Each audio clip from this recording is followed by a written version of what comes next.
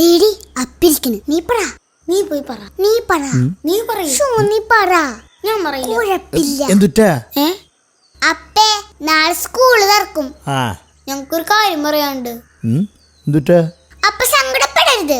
വെക്കേഷനിലെ ഈ 2 മാസം ഞങ്ങൾ അപ്പക്ക് നല്ലൊരു സഹായായിരുന്നു. അത് ശരിയല്ലേ? എന്ത് സഹായം? അതല്ലപ്പേ, നാളെ തുടങ്ങി ഞങ്ങള് ക്ലാസ്സിൽ പോകുമ്പോ ഈ വീട് ഉറങ്ങും. അത് അപ്പയ്ക്കും അമ്മയ്ക്കും ഭയങ്കര സങ്കടമായിരിക്കുന്നത് ഞങ്ങൾക്കറിയാം. അതുകൊണ്ട് ഞങ്ങൾ രണ്ടുപേരും ആലോചിച്ചൊരു തീരുമാനം എടുത്തു. ഒരാഴ്ചയും കൂടി ഞങ്ങൾ ലീവ് എടുത്ത് വീട്ടിലിരുന്നാലോ എന്ന് ആലോചിക്കാണ്. അല്ലേ ചേച്ചി? കാരണം നിങ്ങൾ സങ്കടപ്പെടണ ഞങ്ങൾക്ക് കാണാൻ വയ്യ.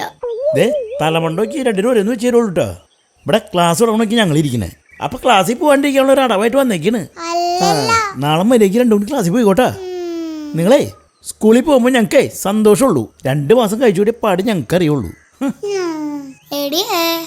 ഏറ്റില്ല. ഇനി നാളെ തുടങ്ങിയ ക്ലാസ്സിൽ പോണം.